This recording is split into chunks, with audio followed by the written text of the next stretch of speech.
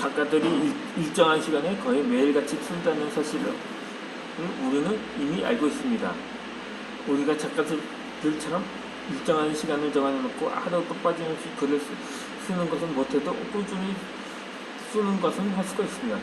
도입부를 어떻게 할지 고민하며 낑낑대다가 겨우 쓰기 시작했는데 다시 놔둘 때가 있습니다. 글이 나올 때까지 집중하며 계속 앉아 기다릴지 쓰기를 그만둘지 그 정답은 없습니다. 이 고리오 영감의 작가로 유명한 발자크는 평생 200편의 소설을 썼습니다. 불행히도 풍속한 삶을 노리며 작품 활동에 매진한 것이 아니라 오직 생각을 위해 글을 썼던 거죠. 발자크의 아버지는 아들을 법률가로 만들고 싶어 했으나 발자크는 작가로 성공하고 싶어 했습니다. 그런데 작가 생활을 여유있게 하려고 이런저런 부업에 소원을 생겼다가 실패해서 컨빚을 지게 되었고 사치스러운 생활 탓에 빚은 더 늘었다고 합니다.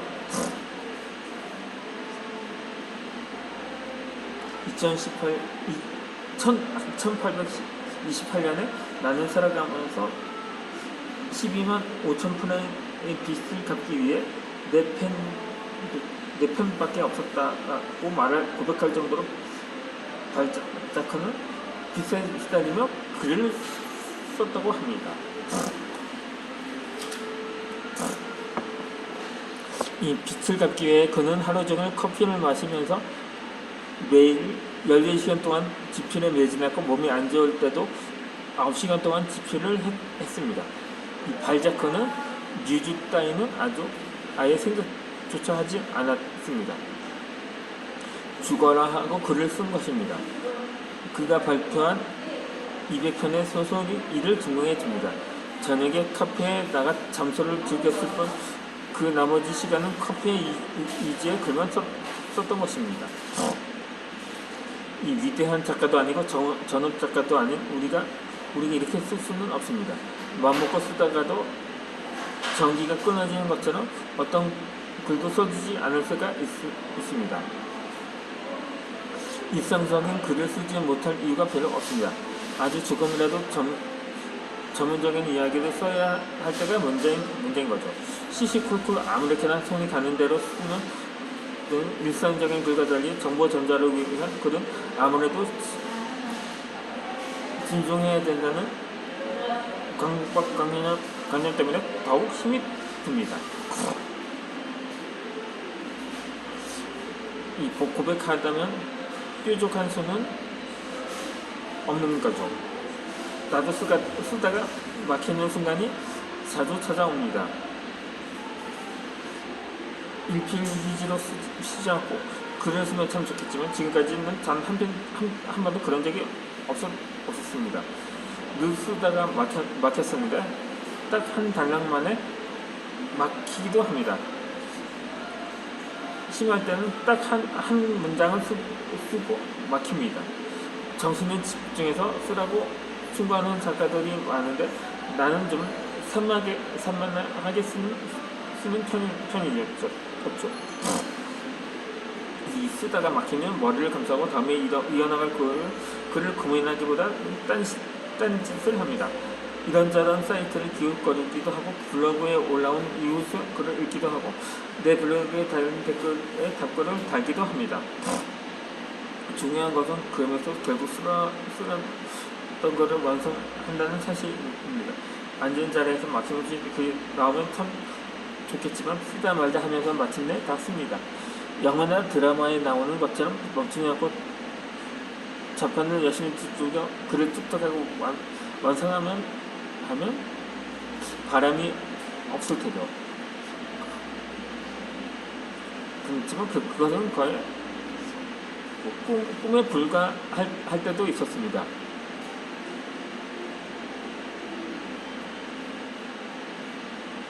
아주 가끔 무주가 찾아와 한 번에 글을 완성하는 작가도 있겠지만 나와는 상관없는 이야기인 거죠. 마감 날짜가 다가오지만 단 한 글자도 쓰지 못하고 무능력한 작가가 있습니다. 그의 소설은 출판사로부터 퇴짜받기 있습니다. 그런데 우연히 얻은 신약을 먹자마자 뮤지가 제대로 찾아옵니다. 밤새도록 글을 써서 출판사에 보내다 열려는 환호를 얻고 드디어 인기 작가가 됩니다. 문제는 신약을 먹지 않으면 단 한 주도 쓰지 못한다는 것입니다. 이 브래들리 쿠퍼가 주연한 영화 리미스터의 내용입니다. 안타깝게도 영화처럼 뮤즈를 찾기 위해 약을 먹는 사람도 있습니다. 약을 먹어야 쓸 수 있다는 것은 핑계인 변명일 뿐인 거죠.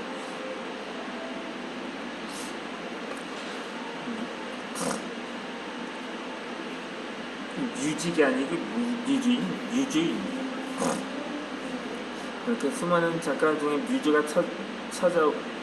뮤즈가 올 때까지 기다렸다가 글을 썼다가 하는 작가는 단 한 명도 보지 못했습니다. 쓰다 보니 어느 순간 그런 때가 오더라는 이야기는 들어봤어도 그 누구보다 더 많은 시간을 들어 글을 쓰고 막히더라도 포기하지 않고 쓰는 사람이 결국에는 더 잦습니다. 뮤즈를 기다리지 말고 뮤즈가 찾아오게 만드는 게 중요한 거죠.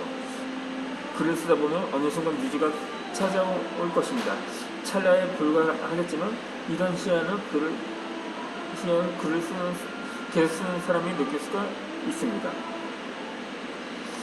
글 쓰기는 예술이 아니라 노동이라고도 표현하는 것은 하는데 그것도 온몸으로 써야 하는 중노동에 속한다고도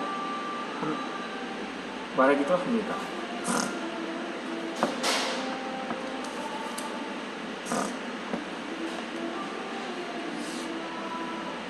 또 한편 글을 시작하기 꺼려하는 것 중에 하나가 글쓰기가 두렵고 어렵다는 이유가 있습니다.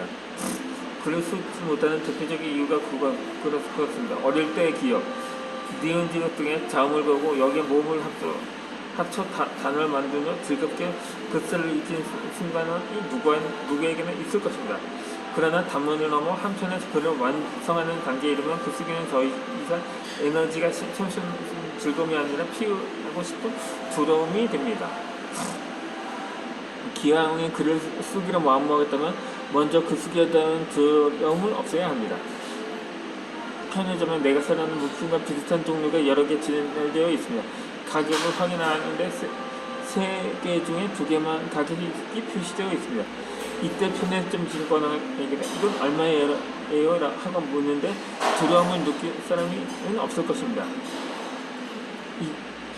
손님으로서 당연히 할 수 있는 질문이니 대부분 두렵지 않을 것입니다. 누군가를 처음 만났을 때 쑥스럽고 숫기가 없어 대화를 나누지 못합니다. 상대방은 제대로 쳐다보지 못하고 자꾸 다른 곳으로 시선을 돌립니다. 누구나 한 번쯤 이런 경험을 해봤을 것입니다. 아무리 활기차고 외향적인 성격일지라도 처음 만난 사람과의 대화에서는 어색한 순간이 찾아오기 마련입니다. 입대기가 좀 힘든 순간입니다. 그렇다고 침묵하고 웃을 수는 없으니 어떻게든 대화를 이어가려고 노력합니다. 나는 사람을 처음 만날 때 낯을 가리는 편이었습니다. 나보다 나이 많은 사람을 만나면 말을 더 못했습니다. 신기하게도 그를 꾸준히 쓴 뒤에 낯선 사람과도 말을 잘하는 편이 되었습니다. 타인과 대화할 때 느꼈던 두려움이 적잖게 사라졌습니다. 상대방을 의식하지 않고 내가 하고 싶은 이야기를 매일같이 글로 적는 글쓰기 습관 때문에 그렇습니다. 내가 책임감을 가지지만 타인을 의식하지 않고 글을 쓰는 습관이 낯을 가리는 성격과서 바꿔 놓았던 거죠.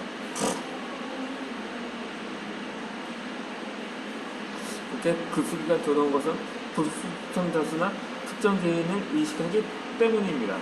자신감이 부족해 스스로 글을 잘 쓰지 못한다고 생각할 때 나타나는 현상일 수도 있습니다.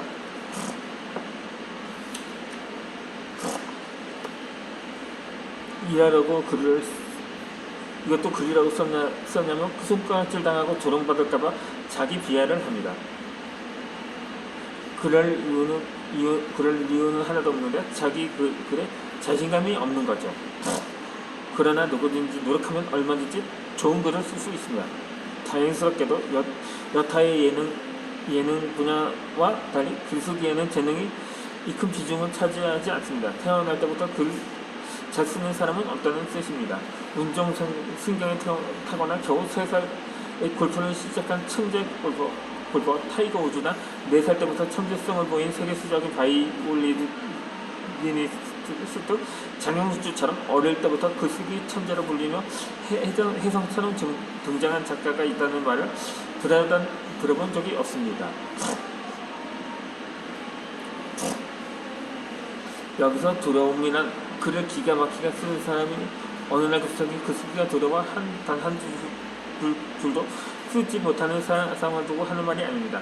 많이 써보지도 그렇다고 노력하지 않으면서 무조건 글쓰기가 두렵다고 말하는 것을 가리킵니다. 글을 써보기도 전에 두렵다고 회피하는 것은 자기 자신에 대한 이해가 아닙니다. 내가 나를 믿지 못한다면 어떻게 인생을 제대로 살 수 있을까요? 글쓰기가 결코 쉽지는 않지만 두려워할 만큼 어렵지는 않습니다.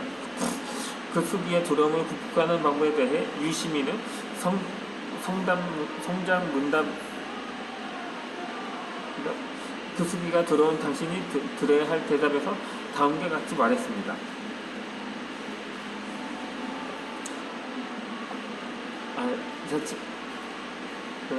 이거는 그냥 생략을 하겠습니다. 이것도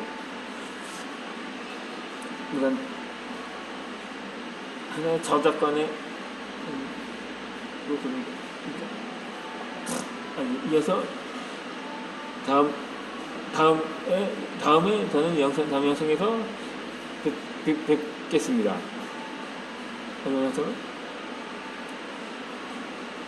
그래서 오늘 영상은 여기서 마치도록 하겠습니다.